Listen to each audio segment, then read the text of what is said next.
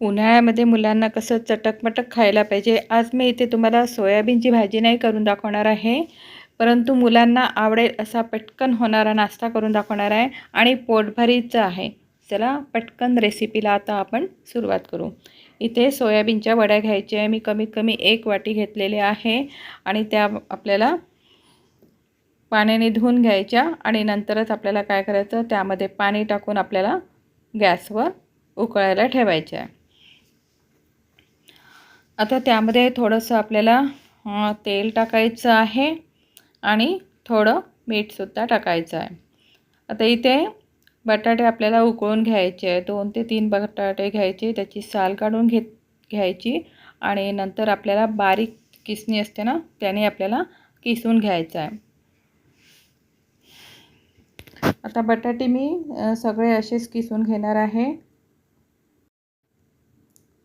बटाटे किसून झाल्यानंतर त्याला बाजूला ठेवायचे. आता आपल्या सोयाबीनच्या वड्या त्यासुद्धा उकळून छान एका बाजूला मी ठेवल्या आणि नंतर आपल्याला थंड झाल्यावर काय करायचं, त्याचं पाणी काढून घ्यायचं आहे आपल्याला आणि सगळं सोयाबीनच्या वड्या आपल्याला मिक्सरच्या पॉटमध्ये टाकायचं आहे. आता त्यामध्ये 2 हिरवी मिरची टाकायची, थोडेसे तुकडे करूनच टाकायचे आणि बारीक पेस्ट करून घ्यायची. त्यामध्येच आपल्याला आलू टाकायचे आहे.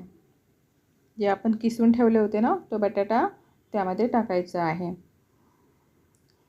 1 कांदा टाकायचा. कांदा मात्र बारीक चिरायचा आणि त्यामध्ये बेसिक मसाले टाकायचे, जसे धने पावडर टाकायचं, तिखट टाकायचं, आपल्याला मीठ टाकायचं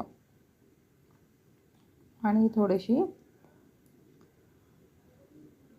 जिरे पावडर आणि थोडीशी हळद आणि त्यामध्ये बेसन टाकायचं आपल्याला. बेसन तुम्ही 1 चमचा किंवा 2 चम्मचसुद्धा तुम्ही त्यामध्ये बेसन टाकू शकता. आता सगळं साहित्य आपल्याला मिक्स करून घ्यायचं आहे. आता सगळ्यात शेवटी मी आमचूर पावडर टाकलेलं होतं. कणिक जशी आपण मळतो ना, त्याच पद्धतीने आपल्याला कणिक मळून घ्यायची आहे. आता त्याची मी 1 वाटी करणार आहे आणि त्यामध्ये आपल्याला 1 गोळा टाकायचा आहे सोयाबीनचा आणि पूर्ण पॅक करून घ्यायचं आणि जसं आपण पराठा लाटतो त्याच पद्धतीने आपल्याला पराठा हलका पद्धतीने लाटून घ्यायचा आहे.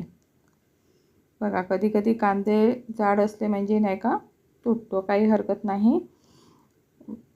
आता पराठा छान आपला लाटून घेतलेला आहे आणि तवा आपल्याला गरम करायला ठेवायचा आहे. तवा गरम झाला की त्यावर हा पराठा टाकायचा आहे. पराठा आपल्याला दोन्ही साईडने चांगले शेकून घ्यायचे. तुम्ही तूप टाकू शकता किंवा तेलाचा सुद्धा इथे वापर करू शकता. मी काही तुपाचे पण करणार आहे आणि काही तेलाचे पण करणार आहे. दोन्ही पद्धतीने मी इथे पराठे करणार आहे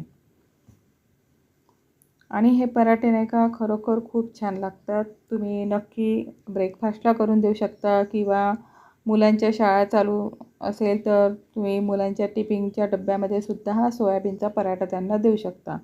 कारण बऱ्याच मुलांना कसं सोयाबीनसुद्धा आवडत नाही, म्हणून असे जर तुम्ही पराठे करून दिले ना, तर त्यांच्या पोटामध्ये नक्की सोयाबीन जाईल आणि त्यांना प्रोटीनसुद्धा मिळेल. आता दोन्ही साईडनी मस्त पराठे शेकून घ्यायचे आहे आणि अशाच पद्धतीने आपल्याला बाकीचे सुद्धा पराठे करून घ्यायचे आहे. तर हे पराठे तुम्ही दह्यासोबत सुद्धा खाऊ शकता किंवा नुसतेही छान लागतात. नाहीतर टमाटर सॉससोबत सुद्धा तुम्ही हे पराठे खाऊ शकता.